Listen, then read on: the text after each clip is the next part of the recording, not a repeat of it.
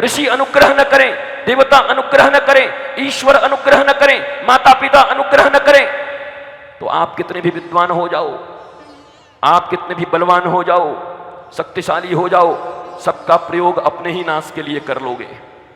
तो आज नारद जी ने पूरे मनुष्यों की समस्याओं को उठाया, ज्ञान वैराग्य को गीता सुनाए। ये सब पढ़ना चाहिए, समझना चाहिए। भाई गीता सुनाया, वेद सुनाया, वेदांत सुनाए, लेकिन नहीं उठे। इसका अर्थ क्या है? गीता की निंदा की जा रही है।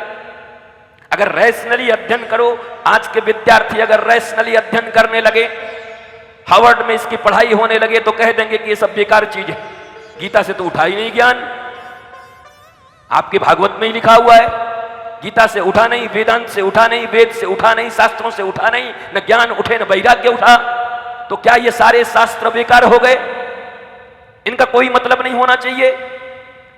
कहे वर्तमान युगानुकूल धर्म में युगानुसार महर्षि व्यास ने समस्त शास्त्रों को लिखा। महर्षि वेदव्यास ने भैया वेदों का विस्तार किया और विभाजन कर दिया, अपने शिष्यों को दे दिया, तुम्हारा ये, जैमिनी का ये, एल का ये दे दिया, वैशंपायन का ये, सबको बांट दिया उन्होंने। इतने शास्त्र लिख दिए, लेकिन उनको आनंद नहीं मिला।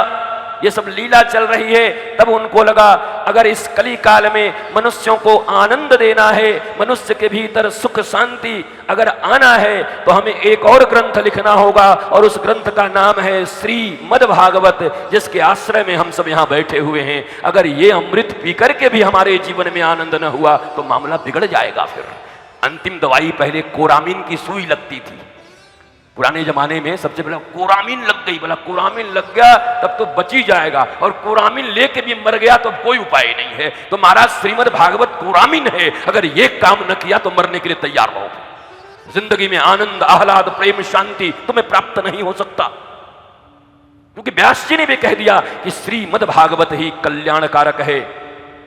मरण धर्मा प्रत्येक जीव के जीवन में आनंद सहित मृत्यु सामने भी हो, उसके बाद भी वो जीव आनंद के साथ बैठा हुआ है। मृत्यु से भयभीत लोग भागवत के अधिकारी नहीं हो सकते। जिनको मृत्यु से बड़ी डर लगता है वो भागवत के अधिकारी नहीं हो सकते। परीक्षित मृत्यु से भयभीत होकर नहीं गए।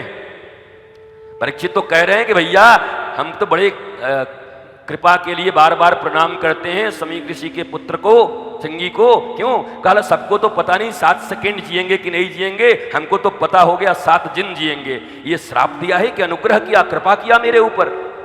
परीक्षित श्राप नहीं मान रहे, परीक्षित तो इसको अनुग्रह मान रहे, परीक्षित तो इसको कृपा मान रहे, परीक्षित तो अपने ऊपर भगवान की अद्भुत दया मान रहे, उस ब्राह्मण कुमार ऋषि कुमार की कृपा मान रहे कि आपने मेरे ऊपर कृपा कर दिया, 7 दिन जिंदगी दे दी। जब लोगों के पास 7 सेकंड भी नहीं है, बैठे बैठे लोग चले जा रहे हैं। अरे हनुमान जी की लीला हो रही है, भगवान शंकर का लीला चल रहा है, रोज तुम्हारे YouTube पर आ रहे हैं, देख रहे हो। वो उन्हीं का रोल करते करते धड़म से गिरे, हार्ट अटैक हो गया, वहीं पर चले गए। जहां 7 सेकंड भी जिंदगी का ठिकाना नहीं हो, वहां 7 दिनों का आशीर्वाद दे दिया ऋषि ने। इसलिए ये श्राप के ऊपर लिखा गया ग्रंथ नहीं है, बल्कि किसी मुनि कुमार के द्वारा दिए गए वरदान के ऊपर लिखा गया ग्रंथ है श्रीमद् भागवत।